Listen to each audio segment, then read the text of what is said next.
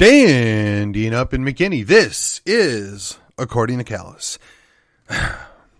It is Wednesday, the 27th of September, 2023, episode 498.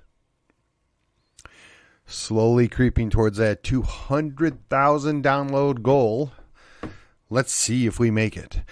All right, before we get into the topic of the day, which is going to be entitled Just Wondering. It'll be a series of things that have me curious. I truly wonder what the answer to the questions may be. So,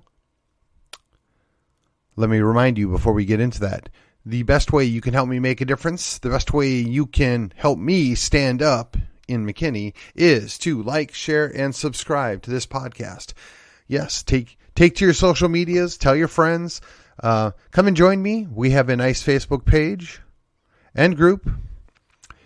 We like to have some fun, and I'm trying to grow it now. I've got lots of episodes out there. Let's build the network, right? And if you're feeling particularly motivated, do me a solid. Rate and review this program. Every little bit helps.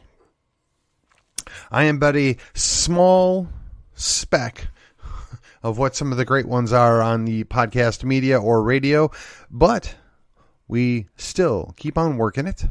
They say the inspiration comes from the perspiration, and I think that's true. So here we go, on with the show. All right, so I talked about on yesterday on the Texas Tuesday, what the outcome might be from the Paxton distraction, right? I don't think, I don't want to say that. I will say I'm pleasantly surprised that there was not more voters against him. I didn't know exactly how that was going to play out, but politics never ceases to amaze me sometimes. And the strange bedfellows that come about. So I'm wondering, does Jeff Leech take the loss on this? I'm wondering if he feels even the slightest bit embarrassed about his taking the lead on this. Basically going after a guy that, by his own words, he looked up to, that he respected, that he saw as a mentor, whatever his proper phraseology is. I wonder, how does he look at himself in the mirror right now? I say this because, once upon a time, there was a certain amount of respect I had for the guy. I didn't necessarily like some of the things he did policy-wise, and, I don't know that he was always the nicest guy to people that I knew, but I had a certain amount of respect for him. How am I supposed to continue to respect this guy? It was one thing when he was just referring to me as being a traitorous, seditious individual, and I never took that personally. And, fortunately, somebody else with some deeper pockets went and made him put his money where his mouth was, right? And they sued him for defamation. None of us would support sedition or any traitorous act, but it's super easy to call out people that want to support Texas independence, isn't it, Jeffy? So I'm curious, if you're really concerned about traitorous acts, if you're really concerned about people doing bad things when they're in positions of power, why aren't you speaking out against, the president? Well, why aren't you the least bit concerned about the rampant abuse of power coming out of D.C.? I know you're only a state rep and you're tasked with dealing with things at the state level, but as a state rep and as a member of the group coming out of Collin County, why don't you feel the slightest bit upset with the way that the feds are behaving? Why don't you call them out on their rampant disregard for the Constitution, their rampant abuse of power, their traitorous actions, in my opinion, right? Got to be real careful. You got to make sure you say that it's your opinion. And of course, the whole premise of this show has always been, it is my opinion. It is based upon my understanding of the facts. And as much as I try and remain objective, as much as I try and remain even keel and level-headed when talking about these things, it's really distressing to me that people that we want to respect, that we want to be proud of, seem to keep letting us down. Which I guess kind of really leads me into my second thing here. So I'm just wondering, why is it that every time we win, we lose? And if you're not sure where I'm going with that, consider we have a majority in that Texas House. We have a majority in the Texas Senate. Yet we spent an enormous amount of time, money, and effort for the show that was the political trial of our AG. Now, again, I've said time and time again, I'm sure the guy did some naughty things. I'm sure that maybe he needs his hand slapped. Okay.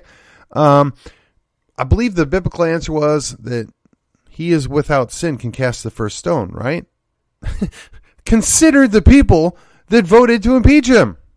How many of them do you believe are innocent of all the various things they threw at him?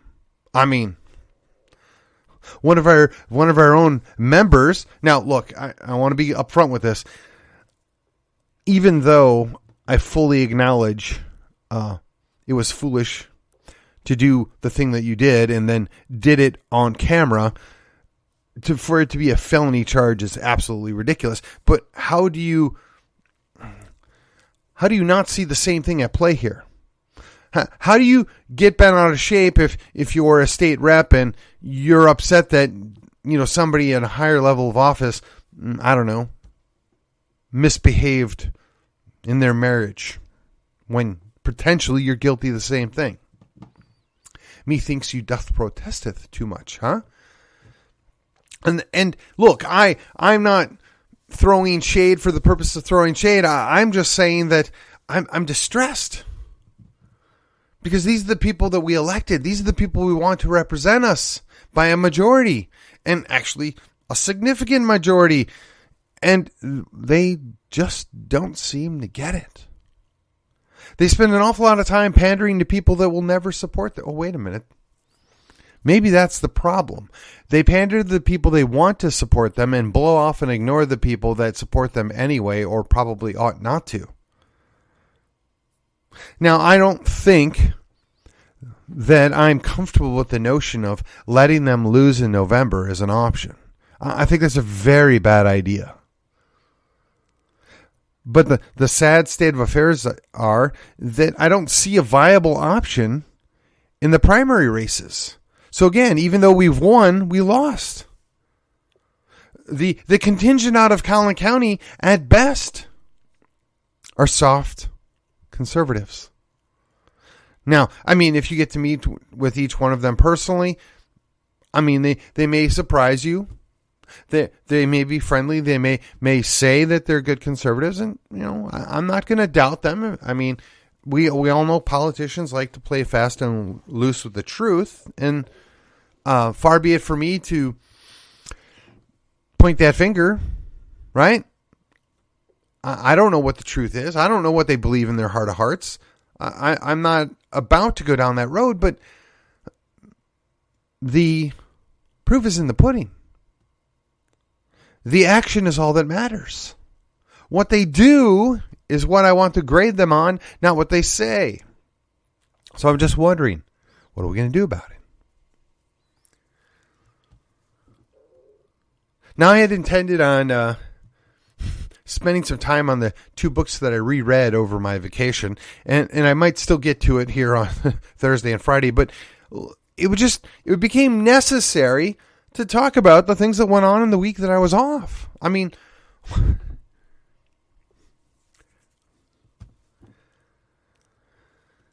now let's take a moment and consider. Why is it that our Texas lawmakers spend so much time dealing with piddly secondary issues, but we can't get the big things done? I mean, we have a significant majority in the House and in the Senate. We have the governorship. We have the lieutenant governorship. I know it's a convenient scapegoat to say, well, we have Democrat chairmen, but the fact of the matter is that the Speaker of the House put them there, and the elected Republicans supported them doing that. Now, I've heard some of the arguments, and I got to say some arguments are better than others, and I can certainly concede that there might be some advantage politically to getting a Democrat in charge of a specific committee that happens to actually agree with us on that most important topic that might be covered in that committee. But let me ask you something. What's the cost? What's the trade-off? Are we really going to get what we want? So I think what it really boils down to is we've won. We have those majorities, but we keep losing. We don't get the priorities. We don't get the preferential treatment that we deserve as the majority party. And I think the other beneficial reason why they keep putting chairmen in that are Democrats is so that they can kill the bills for them. So that they can postpone them, that they can make them go away, and they have a convenient scapegoat for their failures. And you got to wonder why it's come to that. Well, why is it that we create these significant majorities, we can't get the stuff done, and we tolerate it, and we allow it, and we buy their excuses time after time after time? And I think really the sad part about this is that we know we have no better option. Now, realistically, I would love nothing more than to see Jeff Leech retired. As far as political races go, if I could pick any one thing that I would like to see happen, that would be it. And not because he's libeled me, and not because he's kind of an arrogant jerk. No, just because I don't think he has earned our trust any longer. I don't think he deserves our support for re-election. But you know, the sad fact is, he's probably going to win his primary, and we're going to all have to swallow our pride and vote that guy back in again. And to be clear, I don't live in the guy's district, but I'm speaking well, I guess metaphorically is not the right word I want to use here. As a general practice, we all have to accept what we're stuck with. The lesser of two evils. And I will throw this to you right here, right now. No matter how much I might dislike or disapprove or find lack of favor for Mr. Jeff Leech as a House representative, he is infinitely better than any Democrat that would be the alternative. So I'm really concerned that all my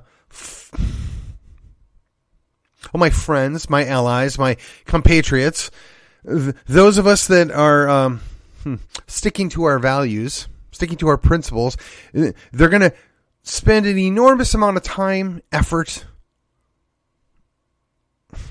and buy-in on the concept that they're going to be able to get this guy to go away, only to be extremely disappointed and in disarray when it comes to the general election. They're going to spend all that effort trying to run the guy off, which, in my opinion, he probably deserves. No, not probably. He does deserve it at this point in time. But there's not a viable option on our team. Now, if somebody knows of one, I'm all ears, right? And to be clear, I've always been a fan of no candidate should run unopposed. If you or a group of people think that, you know, whatever your candidate or whatever your representative or city council member or school board members, if you're displeased with them, by all means, you should run somebody against them. And you probably want to run with the knowledge that you're unlikely to win, but it forces the other person to make public statements. It forces the other person to actively campaign to hold their seat. It forces them to come to the understanding that people are not happy with me, especially if it's in a primary. Now, there's a certain amount of, disdain or arrogance that comes with winning multiple elections and maintaining a seat, and you become enamored with yourself. You believe you're largely unbeatable, and to be honest, there's some truth to that. I mean, you've got $1 million war chest. You've got some significant name recognition. You get your face on the news, right? People know who you are, and they may not even love you, but they know, oh, well, I don't know who this other person is, but I'm going to take that person. I mean, that's largely what all our elections boil down to now, right? So again, the idea is even when we win, we lose. We always have to settle.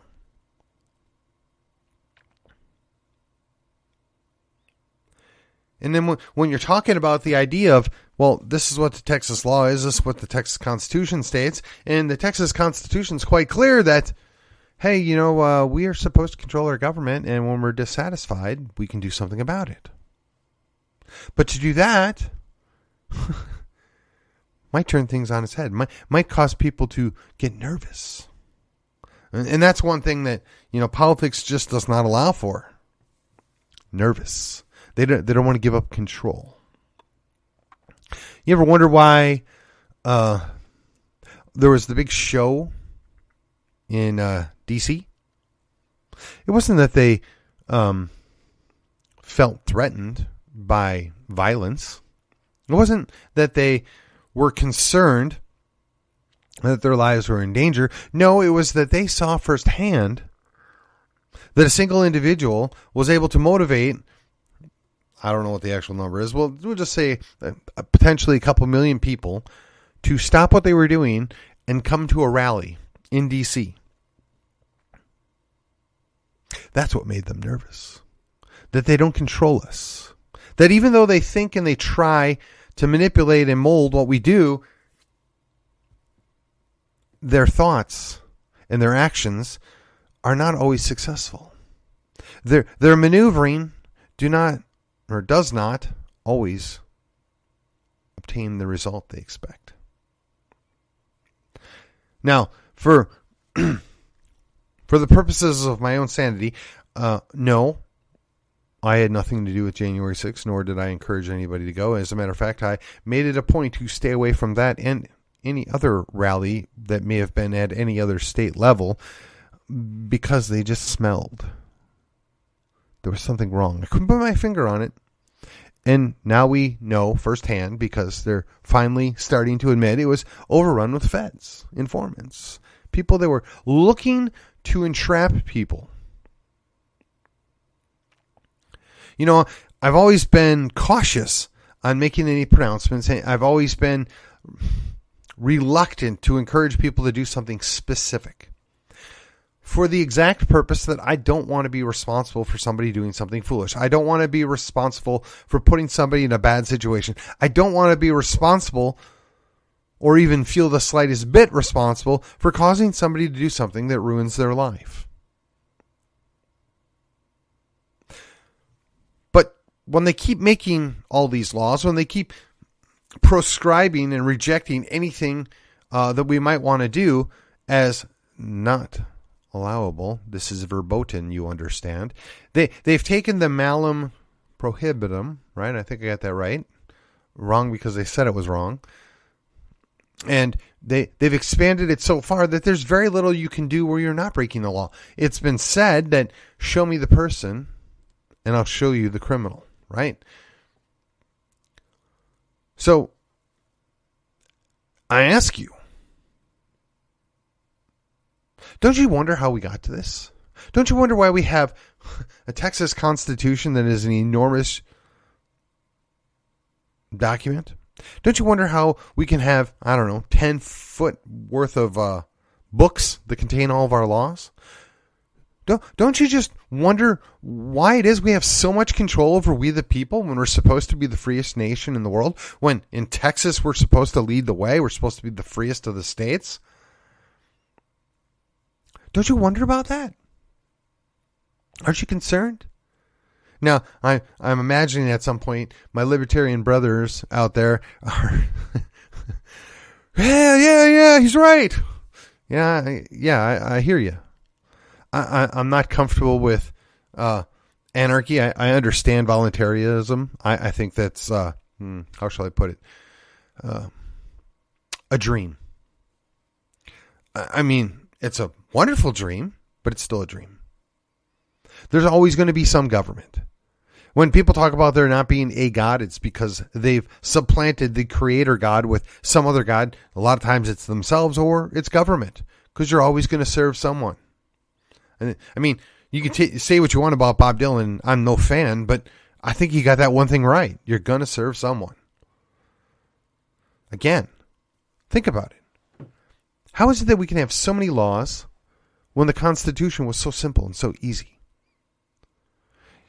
And then I was listening to somebody talk about the idea today that it's to the point where you're not allowed to bring up the Constitution in your court cases. That they stop the trial.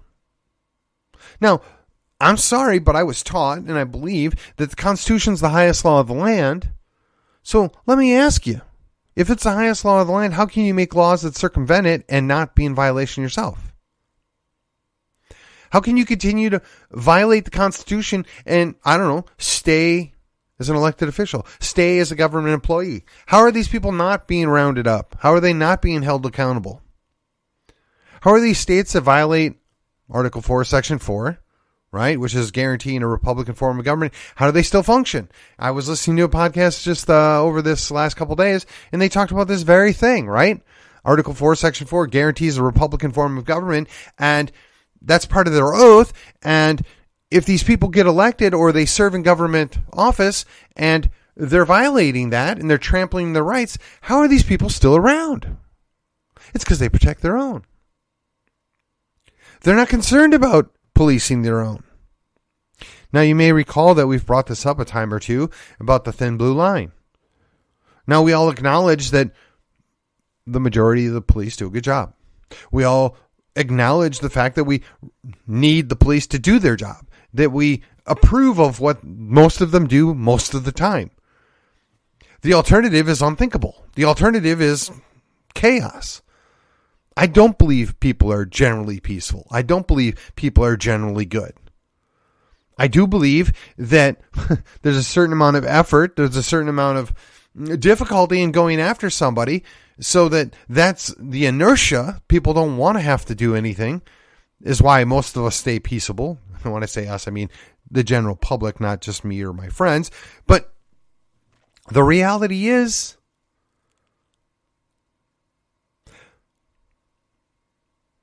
they police their own about as well as they police you. Think about it. How much stuff goes on that you see on a daily basis that is actually malamente, right? It's wrong because it's wrong. We all know it's wrong, and it happens anyway. I mean, on what planet do you get to go up and strike somebody? I mean, you can sue them, but there's very little chance that there's actually going to be justice. And we've so warped the concept of justice now. If you doubt me, just pay attention to all those flags hanging around town. I'm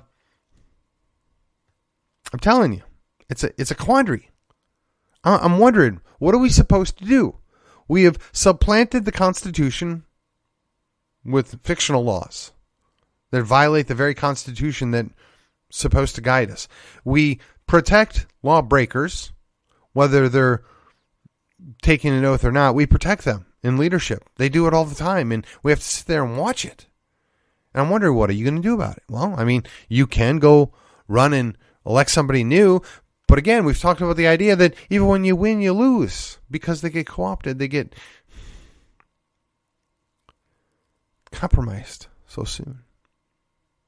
It's sad. It's disappointing. I want to give you better news, but there is better news. Because in the end, it doesn't matter. In the end, we know what happens. We rest truth in that. But it's going to be a bumpy ride until that happens. It's going to get messy. It's going to be challenging. But we're supposed to persevere. We're supposed to do the right thing. We're supposed to stand for good. We're supposed to value justice. We're supposed to love others. Now, there's some questions on how it is that you show that love and what's the proper way to do that. And I'll grant you that. The other side is usually wrong. But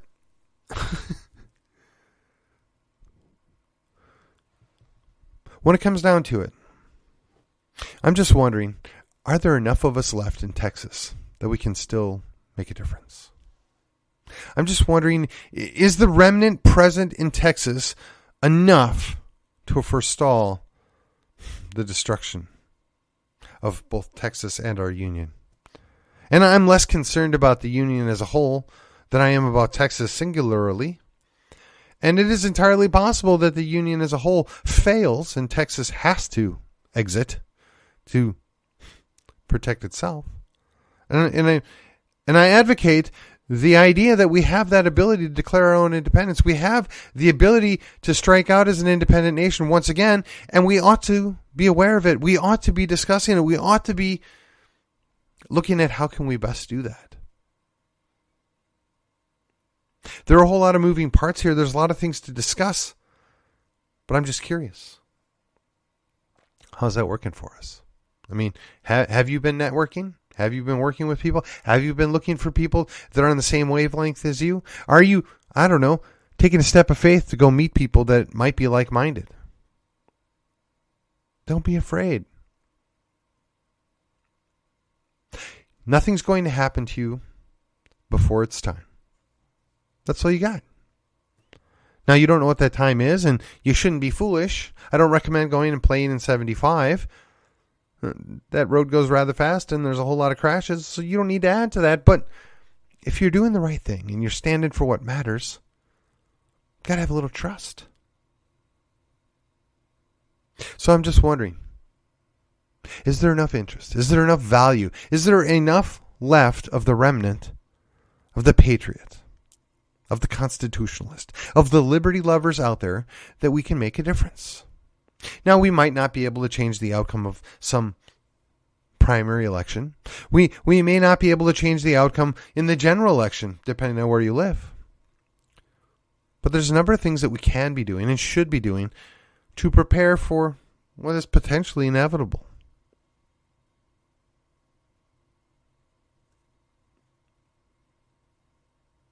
I don't know what's inevitable. I don't know what's in the future. I don't know the mind of God. I don't think anybody does. But I can tell you, I'm entirely confident that as we have transitioned through the positive world, through the neutral world, and we're now entering the negative world, and if you don't know what those mean, I strongly suggest you look them up, we're going to have to find another way to deal with it.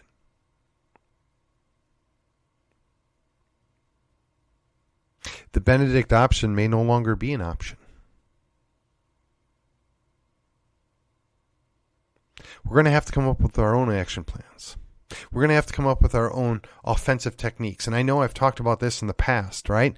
You can't always be on defense. Sometimes you got to go back and take something back. You got to make a difference. I read the book, The Boniface Option, before I went on vacation. Andrew Iskar. Now, I know there's some folks out there that subscribe to,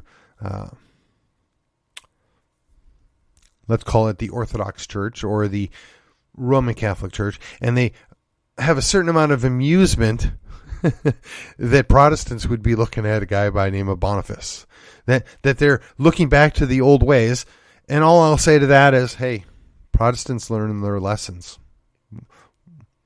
We go back and look for things that worked in the past and maybe reutilize them for going forward.